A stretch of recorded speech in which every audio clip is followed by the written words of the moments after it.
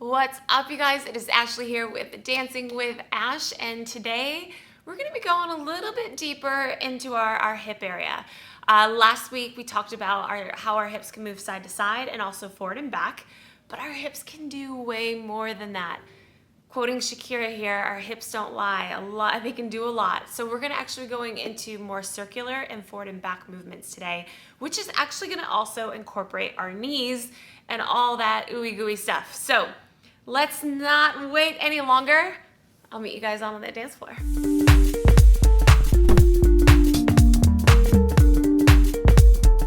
So we're going to be starting today with our hip action before we get into our knees. So I want you to really understand what a figure eight is and how it's created.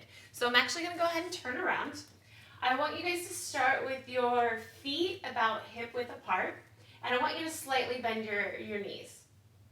Now, as we're moving our hips, our weight is actually going to shift into our right leg, into our left leg. Before we go into that, I want you to think this is corner number 1, that's corner number 2, corner number 3, corner number 4. So what we're going to do is we're going to place our weight into our right foot, into our right leg, and we're going to take the front of our hip towards corner number 1. Now we're going to rotate it back into 2. Okay? Then from here we're going to shift our weight as we take our left hip towards corner number 3 and then rotate it back. We have 1, 2, 3, 4. Again, 1, 2, 3, 4. I shift my weight to the right foot. 1, take it back to 2, 3, 4. What's the beauty of this? Our hips are automatically shifting to make the figure eight without probably even us noticing it. So my right hip, as I go forward into this corner number 1, my left hip is back, right? And then as I shift it, right, my right hip is now back, my left hip is forward. All I have to do is transfer my weight into that left leg. Boom, I'm there. And then I rotate. All right, so I've already done the work. All I have to do is shift my weight, boom, and rotate. I'm already there. Shift, rotate, I'm already there. So that's creating the figure eight action almost automatically by just thinking of those corners, which is pretty cool. The other thing that I want you to remember is your hips are not going up and down, right? You want to keep them on the same level playing field. Think of like they were sitting on a counter. I know it's kind of a weird analogy, but think that your hips are on a counter and they're actually moving forward and back, okay?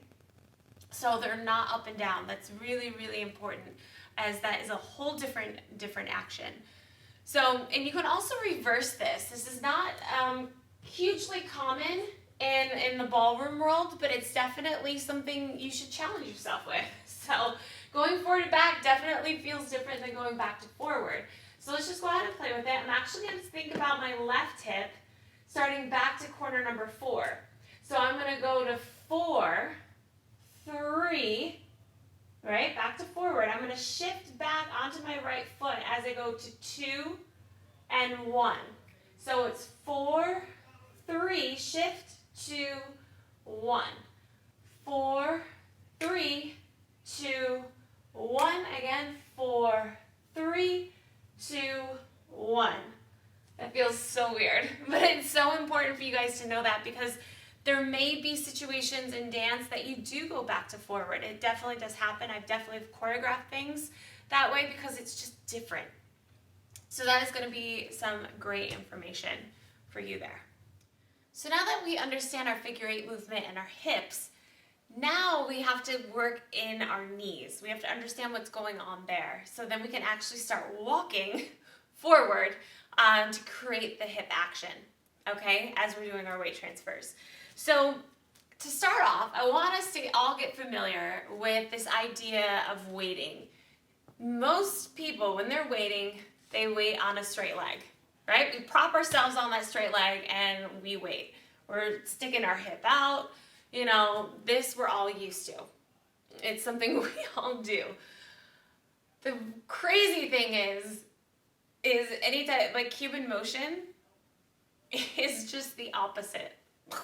This is what drives us all nuts, and this is one of the hardest things to get.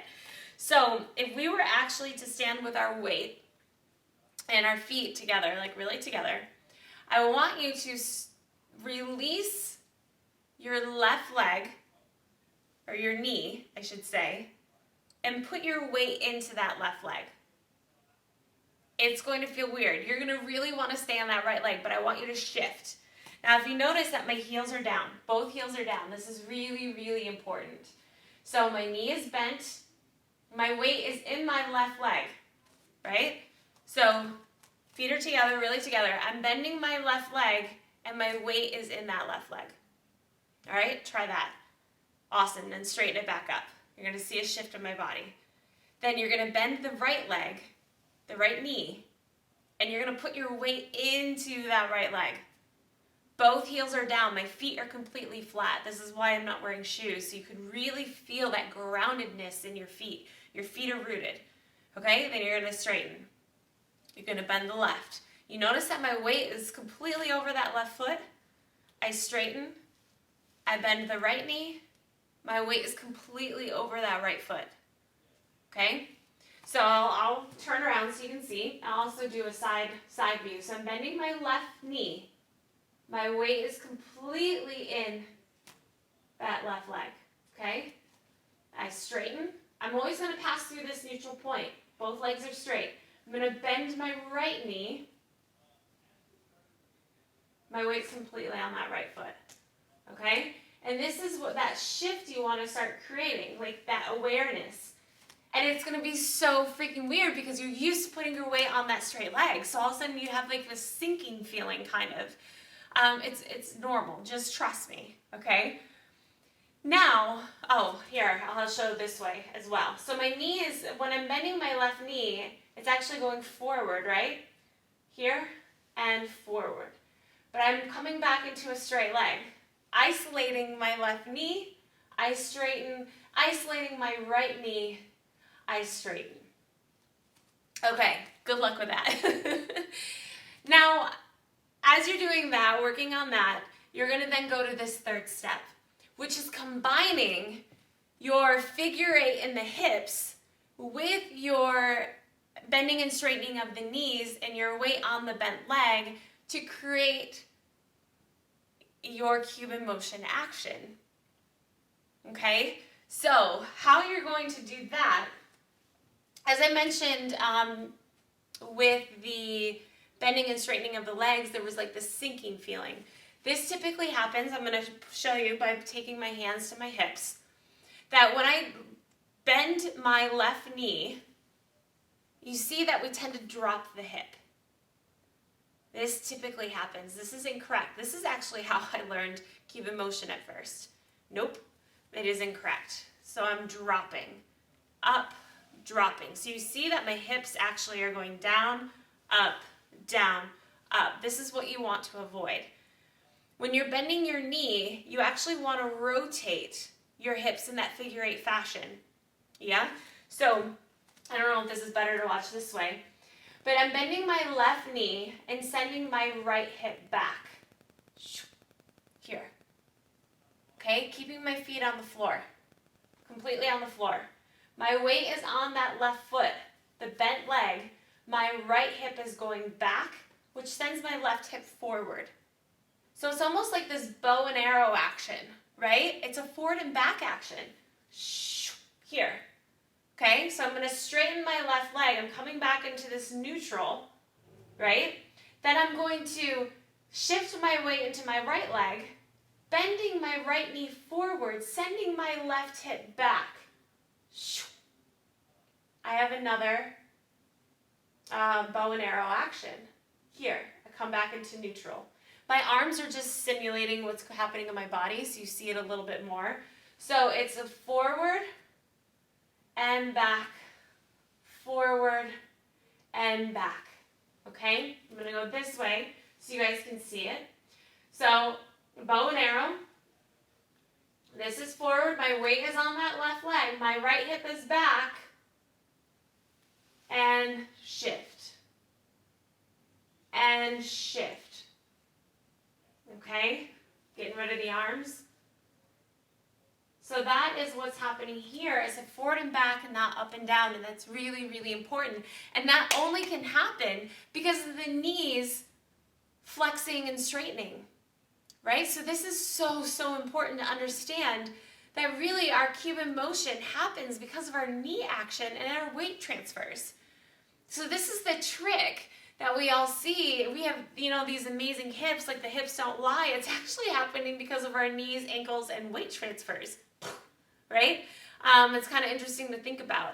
But this is like kind of your big beginner steps into becoming aware of what's happening with our hips through the knees, through the weight transfers. If you have any questions, please reach out. I can definitely go more in depth with this. And I know it can be a little tricky in a video, but I'm hoping that this will at least give you guys, just a little bit more insight as what's happening. So yeah. As always, thank you so much for watching. If you like what you saw, make sure you give a thumbs up on this video. If you love it so much, share it with your friends. I would love that.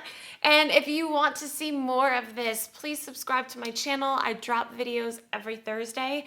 And yeah, we'll see you guys next week. And hopefully your hips are moving a little bit smoother. Until next time. Mwah.